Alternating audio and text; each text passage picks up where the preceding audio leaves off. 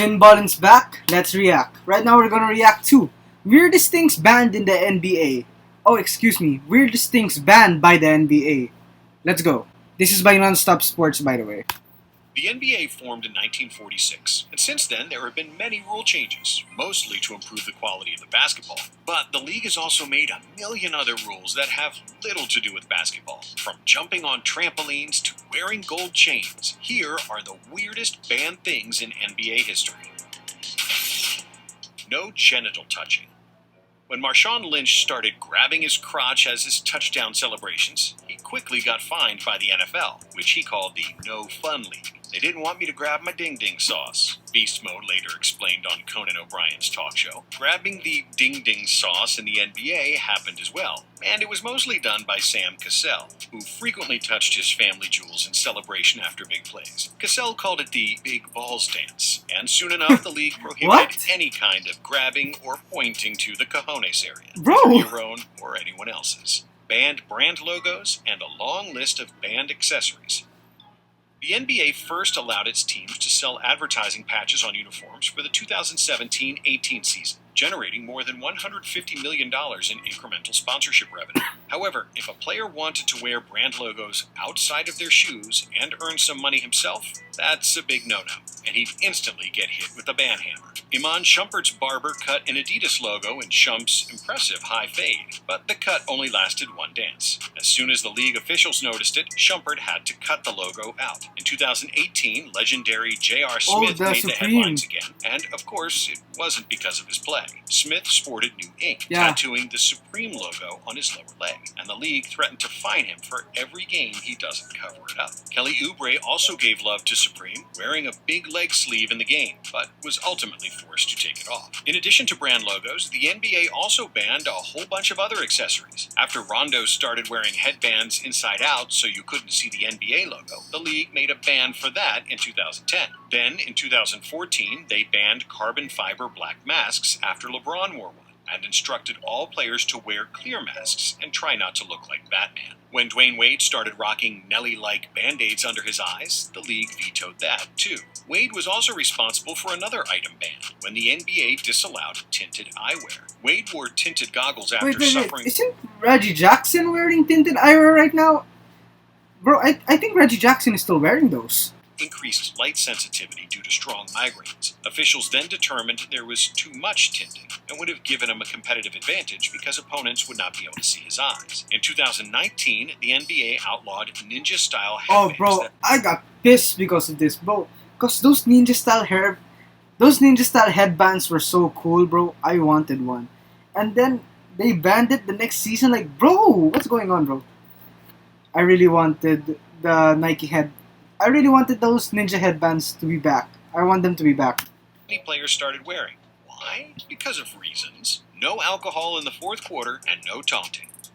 The Pacers-Pistons brawl in 2004, also known as Malice at the Palace, was one of the most violent confrontations between fans and players in sports history. After an on-court altercation between the players, a fan threw a cup of beer at Ron Artest, who was lying on the scorer's table trying to calm himself down before the game continued. But because the fan had a precise aim, the cup hit Artest, and all-out mayhem ensued. Artest rushed the stands like a raging bull, trying to erase the cup-throwing fan from the face of the earth. Steven Jackson and Jermaine O'Neal joined Artest, and for the next few minutes, the Pacers' Three Musketeers were fighting with multiple people in the crowd, while the other... Bro, and the sad thing is, the Pacers would have won the championship that year. I believe that.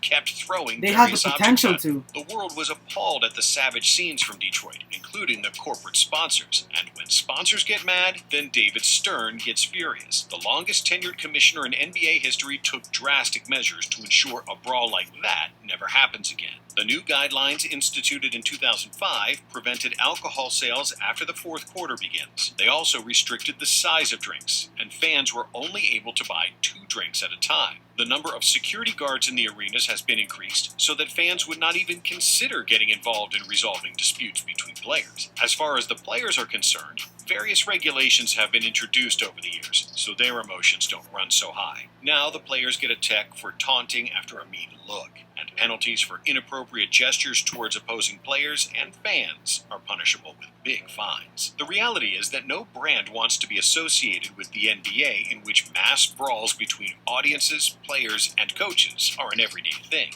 And that's why the NBA transformed from a hockey-like environment in the 1980s and the 90s to the sterile version we see today. It's all about the Benjamins, baby. No double zeros with Agent Zero.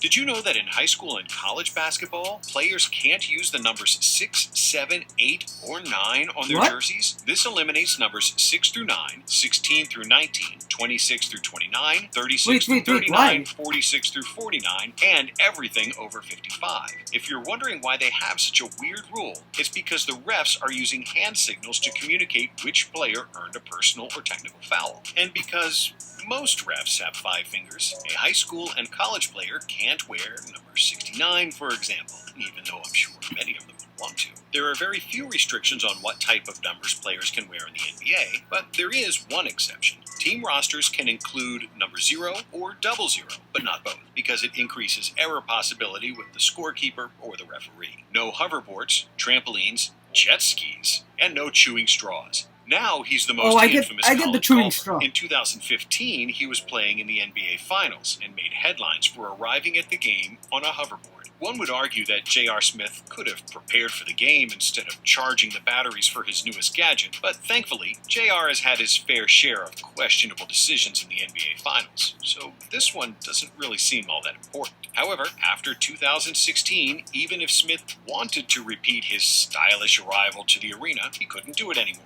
The new collective bargaining agreement made significant changes when it comes to banned activities for NBA players. Hoverboards, jumping on trampolines, and riding jet skis are now prohibited, which increases the possibility of NBA banana boats in the summertime. The banana boat firearms was also forbidden, to the ironic delight of Gilbert Arenas, and so was lighting fireworks, which was likely influenced by Jason Pierre-Paul from the NFL. But probably the weirdest activity that the NBA vetoed was chewing straws, and it was all because of one man, Caron Butler.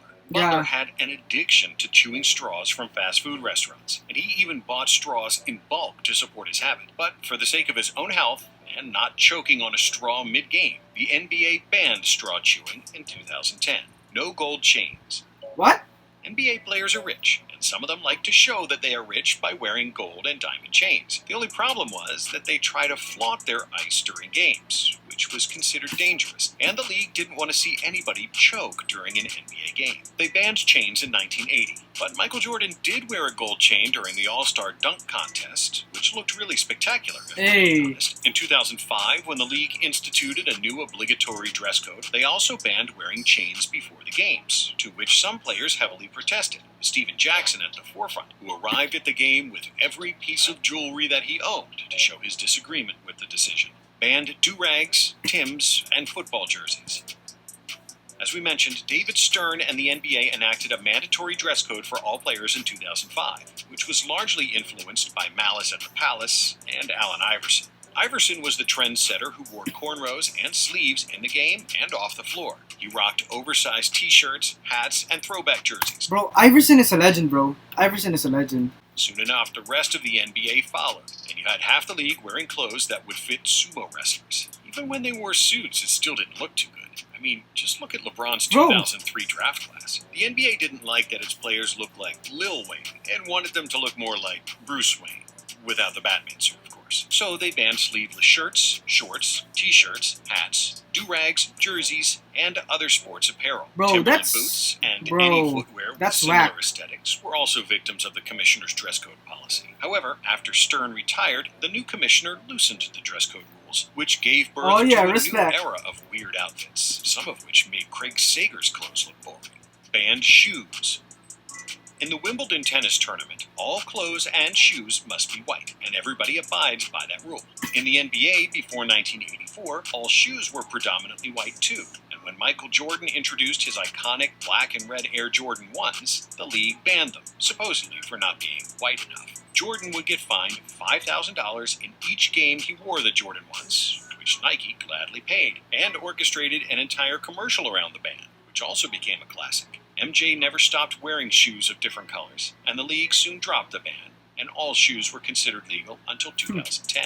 Then Nice. the company Athletic Propulsion Lab came up with the basketball shoe that increases vertical leap due to the so-called load and launch technology. Because it would give players an unfair competitive advantage, the NBA outlawed the APL shoes, again giving the shoe a massive marketing assist.